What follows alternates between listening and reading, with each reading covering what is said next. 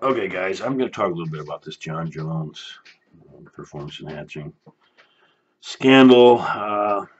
Recently, just tested positive for again against the championship fight against DC, and a lot of people are you know, I was watching Jon Jones' manager, Malachi Kawa, what was his name, whatever. He's talking to Ariel Helwani, CEO of First Round Management. That's the management company that handles Jon Jones, is my understanding. And he was talking about Turinabol.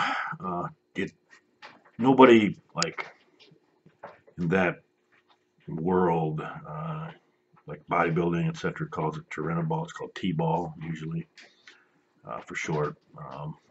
And I was listening to Chael Sonnen talk about how he was an expert on this kind of thing, but Chael Sonnen uses a lot of terminology that leads me to believe that he isn't an expert. No, I'm no expert, but I do know enough about it. I know enough guys who know a lot about it to have heard the terminology on a regular basis.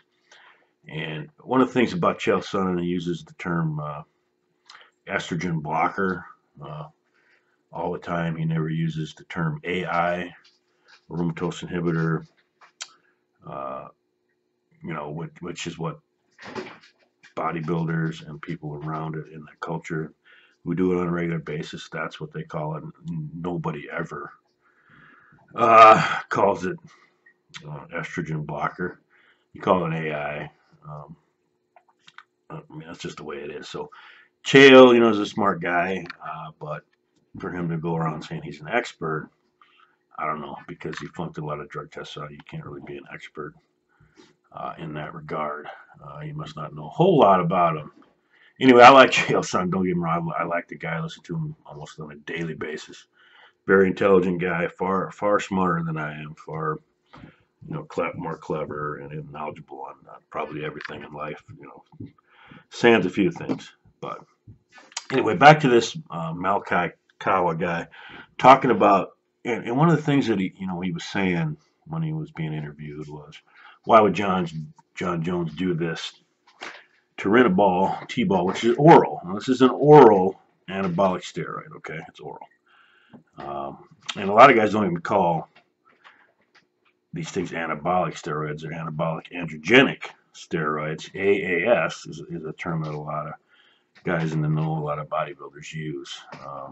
So, like I said, they'll use AI or they'll use an anti-estrogen.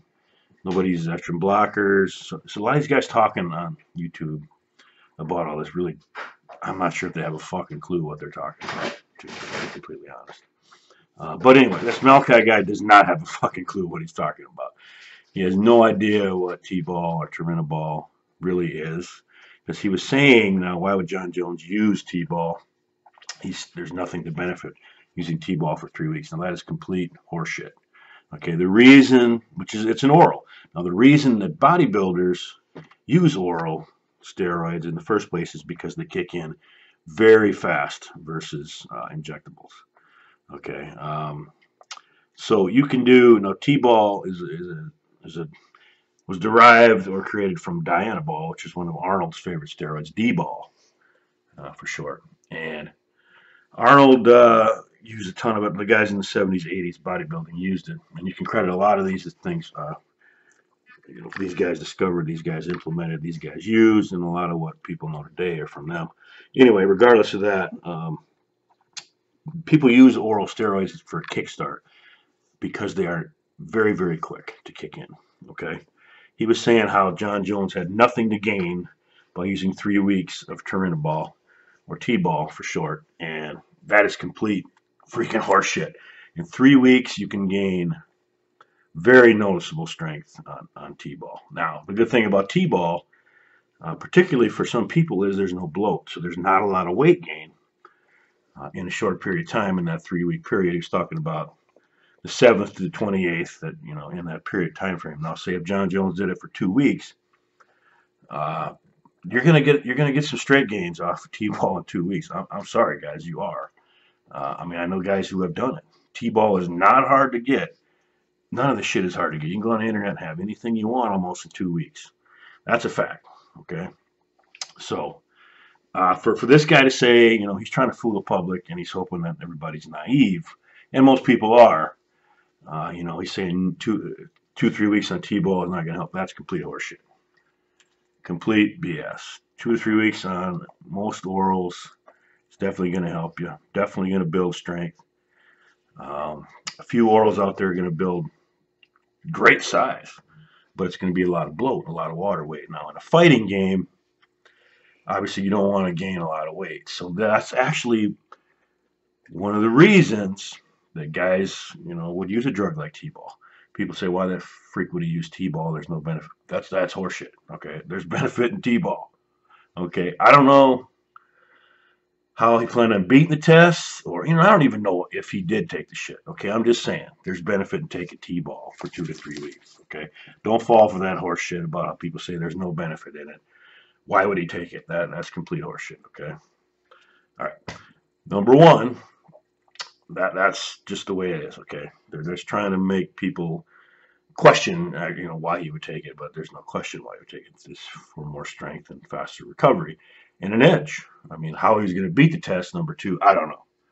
That's totally up to him. If he's doing it in the past, he's got that figured out. But anyway, so yeah, listen to these guys on YouTube. These MMA guys that talk about it. They use terminology that nobody uses in bodybuilding, weight training, etc. Kind of the underworld of this. Nobody uses these terminologies that these guys are using, and nobody would say the things that they say uh, because a lot of this stuff is complete BS. Like an oral, 3 weeks on an oral not being beneficial. That's simply not true. It's just totally not true because bodybuilders use it. Most orals, like a lot of guys, use just for 4 weeks, just for this kickstart they call it until the injectables kick in, and then estrogen blocker is never called an estrogen blocker. Nobody calls an estrogen blocker an estrogen blocker. Okay, in the bodybuilding world, the people that know this shit, okay, it's never called that. Never. It's called an AI or an anti-estrogen, whatever. Anyway, my 2 cents on the Jon Jones thing. My opinion, he's probably guilty, um, and he's probably, Jackson Wink. They probably know it, and for all I know, all their fighters are doing it. But that's not what I'm saying because they're all very, very talented guys.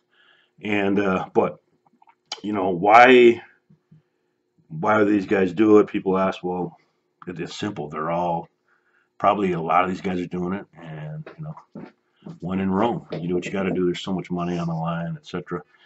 And a lot of guys probably can figured out ways to beat this. But anyway, you see a lot of these guys' bodies before, a lot of these guys' bodies after USADA, and I will agree with Chael Sonnen on that. The Pride guys, look at the Pride guys, man. Yeah, Rampage, he's the exception. With all those other guys came over, that got drug tested and they pretty much burned out. But regardless, in the UFC. But anyway, yeah. So just my 2 cents on the Jon Jones thing. He's probably guilty, but he's entitled to his due process. I don't despise Jon Jones. I mean, I don't want to see him win. I'm not a fan of his. I think he needs to a loss here and there, but it is what it is.